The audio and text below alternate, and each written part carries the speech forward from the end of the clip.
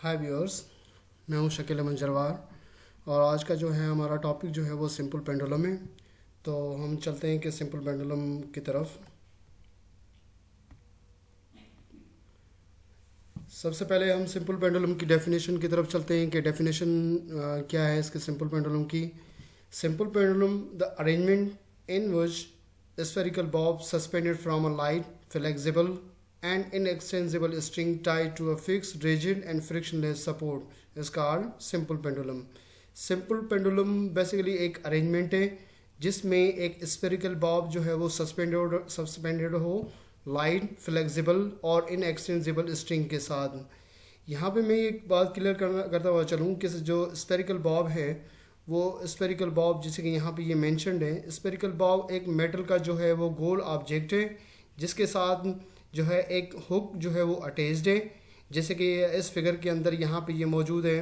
ये एक जो है वो सर्कुलर गोल ऑब्जेक्ट है, स्पेरिकल ऑब्जेक्ट है। इस ऑब्जेक्ट के अंदर एक जो है वो हुक आप जो है वो अटैच्ड है। अब इस हुक के साथ जो है वो आप स्ट्रिंग को आप अटैच कर सकते हैं। तो जो है ये अरेंजमेंट जो है वो सिंपल पेंडुलम की जो है वो बन जाएगी। तो एक हमारे पास जो है एक फिगर हमारे पास एक और जो है वो फिगर मौजूद है। ठीक है, हम उसकी तरफ चलते हैं। हम कहते हैं कि हमारे पास जो है एक जो है स्टैंड है और इस स्टैंड के साथ जो है एक स्ट्रिंग जो है वो अटैच्ड है। ठीक है, अब ये स्ट्रिंग जो है एक जो है सर्कुलर ऑब्जेक्ट है जिसे हम जो है स्फेरिकल बॉब कहते हैं या हम इसे लोड कहते हैं, लोड जिसका मास जो है वो एम है। तो ये स्ट्रिंग जो है इस स्फेरिकल ऑब्जेक्ट के साथ जो है वो अटैच्ड है। तो ये जो अरेंजमेंट है ये अरेंजमेंट जो है वो सिंपल पेंडुलम की अरेंजमेंट है। अब हम थोड़ा एक्सप्लेनेशन की तरफ चलते हैं इसमें। लेट अस कंसिडर दैट इस स्फेरिकल बॉब को जो है हम जो है वो डिस्प्लेस करते हैं जो है इस डायरेक्शन के अंदर। जैसे हमने यहाँ पे इसको डिस्प्लेस किया तो डिस्प्लेस करने के बाद क्या होगा कि ये ऑब्जेक्ट जो है वो एंगल बनाएगा theta with its original position. जो ओरिजिनल पोजीशन है, जिस पोजीशन के अंदर ये स्फेरिकल बॉब जो है वो रेस्ट के अंदर है, जैसे कि यहाँ पे ये पोजीशन है, तो इस पोजीशन को कहते हैं इक्विलिब्रियम पोजीशन और मीन पोजीशन। तो इस मीन पोजीशन से या हम जिसे इक्विलिब्रियम पोजीशन कह रहे हैं, तो इस इक्विलिब्रियम पोजीशन से जैसे ही हमने इस ऑब्जेक्ट को जो है वो डिस्प्लेस किया जो है वो नेगेटिव एक्स की डायरेक्शन में, डिस्प्लेस करने के बाद जब हम इसको रिलीज़ करेंगे तो ये ऑब्जेक्ट जो है वो इस डायरेक्शन के अंदर वो क्या करेगा, मूव करेगा। मूव करने के बाद जो है वो दोबारा ये वापस आएगा। तो ये इस तरह की जो है वो बैक एंड फोर्थ जो है मोशन को कंटिन्यू रखेगा। जैसे कि हमारे पास जो है एक यहाँ पर ये एक एनिमेशन मौजूद है। तो इस एनिमेशन में जो है एग्जैक्टली ऐसे ही है जैसे हमने यहाँ पे इस ऑब्जेक्ट को डिस्प्लेस किया था। तो यहाँ पे डिस्प्लेस करने के बाद ये ऑब्जेक्ट जो है वो क्या करेगा, रिलीज़ करने पर बैक एंड फोर्थ जो है वो मूव करता रहेगा अपनी इस मीन पोजीशन से। ठीक है, तो ये जो बैक एंड फोर्थ मोशन है इस स्फेरिकल बॉब की, तो इस बैक एंड फोर्थ मोशन को हम कहते हैं सिंपल हार्मोनिक मोशन। तो हम ये कह सकते हैं कि यहाँ पे जो है सिंपल पेंडुलम जो कि एग्जीक्यूट कर रहा है सिंपल हार्मोनिक मोशन को, तो हम ये भी कह सकते हैं कि जो सिंपल पेंडुलम जो है वो एक एग्जाम्पल है किसका, सिंपल हार्मोनिक मोशन का। हम आगे चलते हैं। हम आगे डिस्कस करेंगे कि कितनी फोर्सेस जो हैं इस स्फेरिकल बॉब के ऊपर जो है वो एक्ट कर रही हैं। एंड लेट्स सपोज कि एक स्फेरिकल बॉब यहाँ से डिस्प्लेस हुआ जो है इस जो है वो पॉजिटिव एक्स की डायरेक्शन में। ठीक है, तो पॉजिटिव एक्स की डायरेक्शन में डिस्प्लेस हुआ तो इसने डिस्प्लेसमेंट कवर किया है एक्स। जो स्ट्रिंग है जिसके साथ जो है ये स्फेरिकल बॉब जो है वो अटैच्ड है उसकी लेंथ जो है वो हमारे पास क्या है, लेंथ है एल। और इसने जो एंगल कवर की थी वो एंगल जो है वो थीटा जो है वो एंगल है। अब हम चेक करेंगे कि इनिशियली कितनी फोर्सेस जो है इस स्फेरिकल बॉब के ऊपर अटैच कर रही हैं, एक्ट कर रही हैं। तो इनिशियली जो है देयर आर टू फोर्सेस। एक फोर्स जो है वो टेंशन फोर्स है एक्टिंग अपवर्ड। यहाँ पे ये जो टेंशन फोर्स है ये अपवर्ड एक्ट कर रही है स्ट्रिंग के ज़रिए। एंड जो दूसरी जो फोर्स है वो है वेट ऑफ एन ऑब्जेक्ट, ये डाउनवर्ड डायरेक्शन के अंदर एक्ट कर रही है, डाउनवर्ड डायरेक्शन की तरफ जो है वो एक्ट कर रही है। वो हमारे पास क्या है, वेट है। और वेट को हम शो कर रहे हैं एफ जी से। तो ये इनिशियली दो फोर्सेस है, एक टेंशन फोर्स और दूसरी जो है वो हमारे पास क्या है, ऑब्जेक्ट का वेट, जिसको हम शो कर रहे हैं एफ जी के साथ। टेंशन जो है ये पुल ऑफ स्ट्रिंग है, स्ट्रिंग जो है वो क्या कर रहा है, पुल कर रहा है इस ऑब्जेक्ट को अपवर्ड डायरेक्शन की तरफ। तो जो टेंशन की हम डेफिनेशन यहाँ पे ये बनाएं कि ये टेंशन जो है वो पुल ऑफ स्ट्रिंग को हम कहते हैं। तो इनिशियली दो फोर्सेस, एक टेंशन फोर्स, दूसरी जो है वो क्या है, वेट फोर्स एफ जी, जिसको हम शो करते हैं यहाँ पे इस फिगर के अंदर। अब हम क्या करेंगे, हमारा जो नेक्स्ट स्टेप है, नाउ रिजॉल्व द वेट को इट्स रेक्टेंगुलर कंपोनेंट्स के अंदर हम इसको रिजॉल्व करेंगे। तो एक कंपोनेंट हमारे पास परपेंडिकुलर और दूसरा हमारे पास पैरेलल कंपोनेंट, जैसे कि यहाँ पे। तो ये पैरेलल कंपोनेंट जो है एफ पैरेलल एक कंपोनेंट से और दूसरा जो है एफ परपेंडिकुलर कंपोनेंट है। तो ये दो कंपोनेंट से एफ परपेंडिकुलर और एफ पैरेलल, ये दोनों किसके कंपोनेंट है, ये दोनों कंपोनेंट हैं एफ जी के। ये कंपोनेंट कैसे यहाँ पे हमने निकाले, हमने एग्जैक्टली ऐसे ही निकाले जैसे आप वेक्टर के चैप्टर में आपने पढ़ा था कि जो वेक्टर के जो है वो रेक्टेंगुलर कंपोनेंट्स होते हैं, एक एक्स एक्सिस पर एक वाई एक्सिस पर। तो एग्जैक्टली हमने भी जो है फोर्स के उसी सेम मेथड के थ्रू जो है दो कंपोनेंट्स निकाले, एक एफ पैरेलल है और दूसरा एफ परपेंडिकुलर है। अब नेट फोर्स कितनी एक्ट करती है, नेट से मुराद टोटल फोर्स।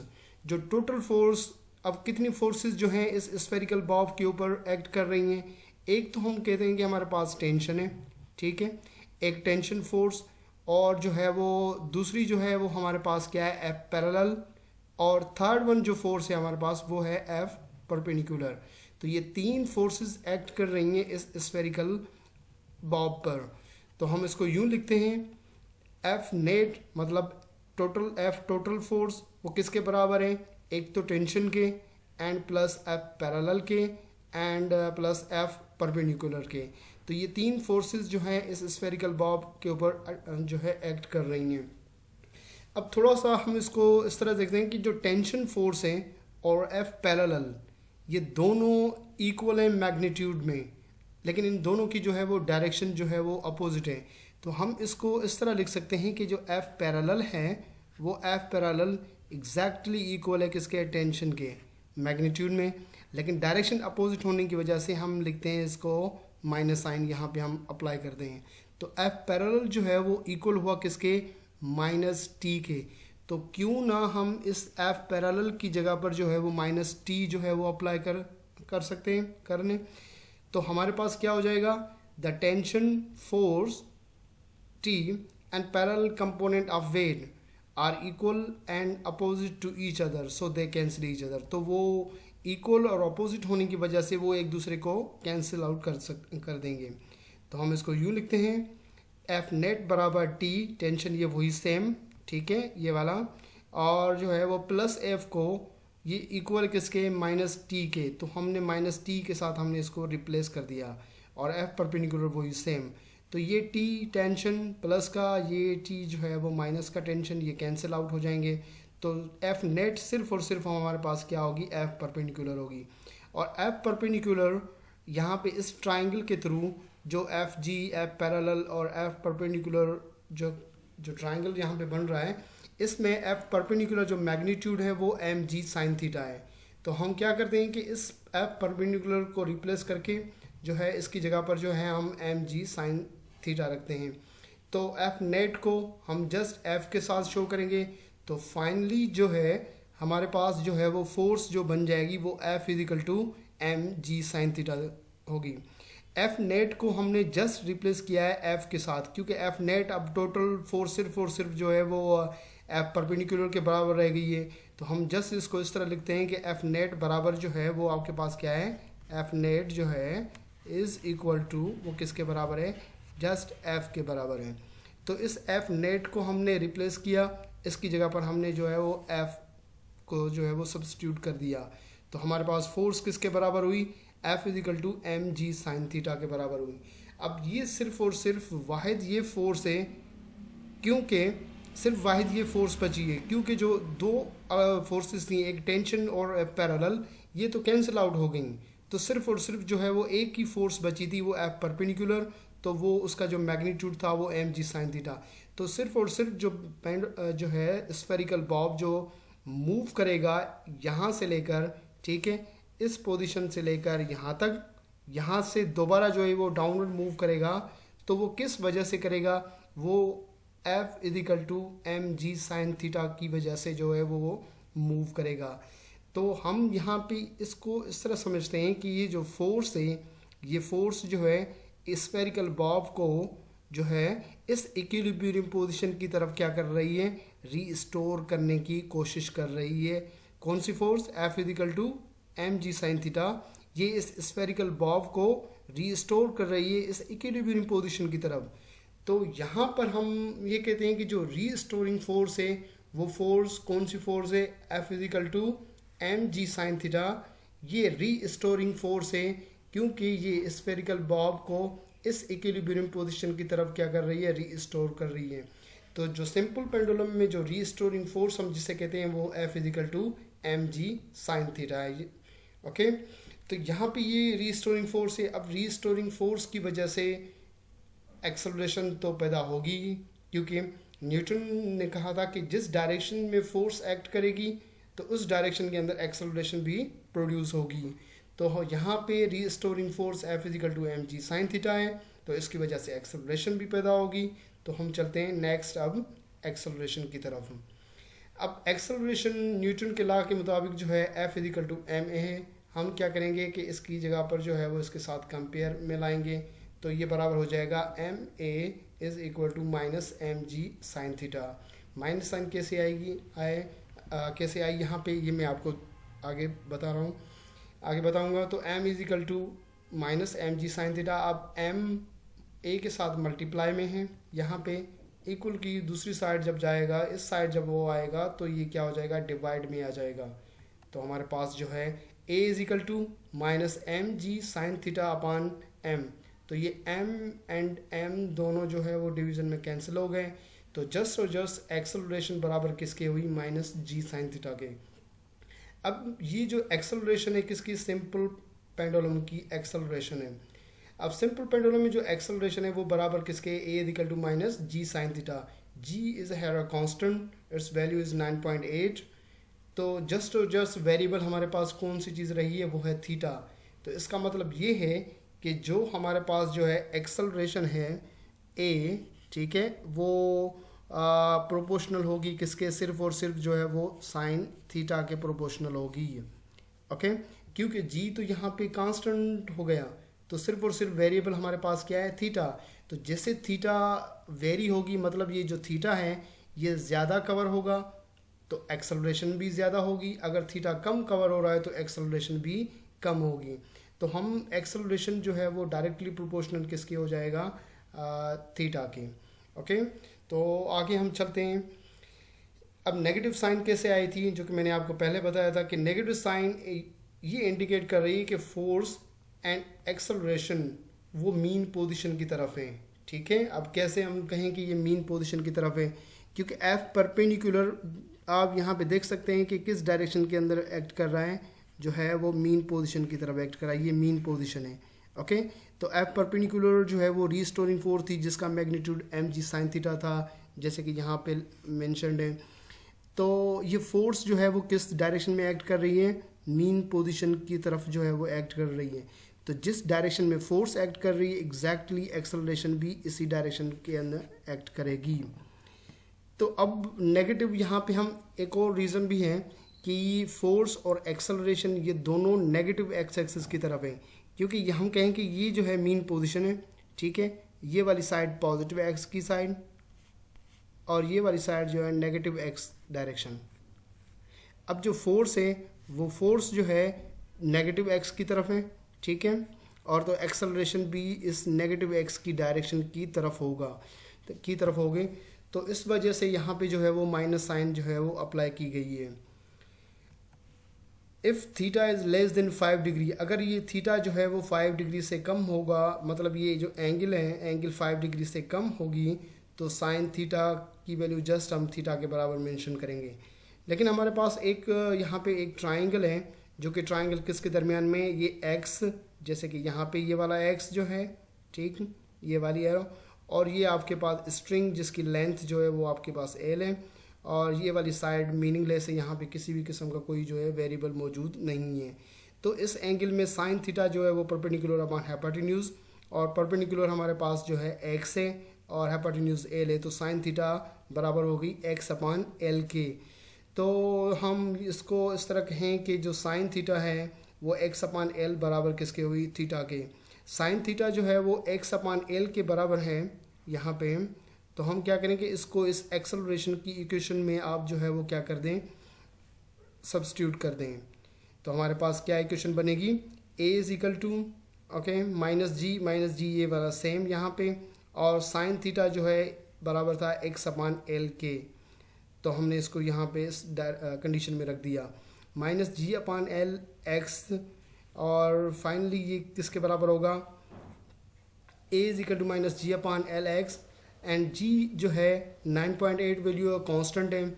एल जो है यहाँ पे जो स्ट्रिंग की जो लेंथ है, मतलब ये वाली हम कहेंगे ये वाली स्ट्रिंग की जो लेंथ है ये वाली, ठीक है, यहाँ पर ये जो स्ट्रिंग की लेंथ है, तो ये एल यहाँ पे कांस्टेंट रहेगी, क्योंकि इस कंडीशन में जब एक स्फेरिकल बॉब अटैच्ड है तो उस दौरान आप उसकी लेंथ चेंज नहीं कर सकते, वो लेंथ वहाँ पे फिक्स रहती है।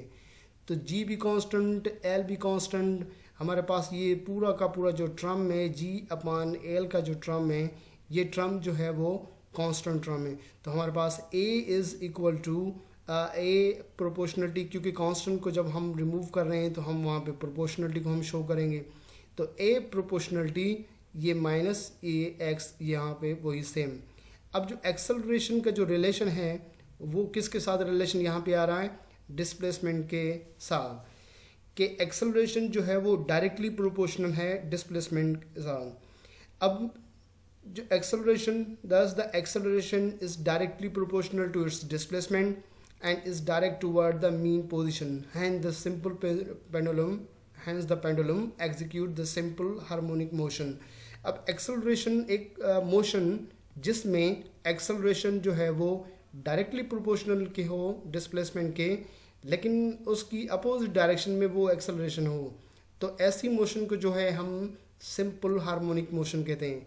अब यहाँ पे ये पेंडुलम का हमने एग्जांपल लिया था, तो पेंडुलम के अंदर एक्सेलरेशन और डिस्प्लेसमेंट दोनों एक दूसरे के डायरेक्टली प्रोपोर्शनल है, लेकिन माइनस साइन ये बता रही है कि वो दोनों जो है एक दूसरे की अपोजिट डायरेक्शन में है और वो मीन पोजीशन की तरफ होंगे। तो इस वजह से ये जो पेंडुलम का जो है वो मोशन जो है वो मोशन कौन सी है, सिंपल हार्मोनिक मोशन है। ठीक, तो हम आगे इसको मूव करते हैं। आगे हमारे पास आ रहा है कि टाइम पीरियड, कि टाइम पीरियड जो है वो किसे कहेंगे हम, the time required to complete one cycle और वन वाइब्रेशन और वन ऑसिलेशन। टाइम जो कि रिक्वायर्ड हो एक साइकिल को, एक वाइब्रेशन को या एक ऑसिलेशन को कंप्लीट होने में, तो उस जो है वो उस जो है टाइम को जो है हम क्या कहते हैं कि टाइम पीरियड कहते हैं। तो हमारे पास जैसे कि ये एक स्फेरिकल बॉब है, ये स्फेरिकल बॉब अगर यहाँ से लेकर यहाँ तक जो है मूव करेगा इस पोजीशन तक, और इस पोजीशन से दोबारा जो है वो अपनी सेम पोजीशन पे आ जाए, तो ये एक चक्कर, एक साइकिल कंप्लीट होगा।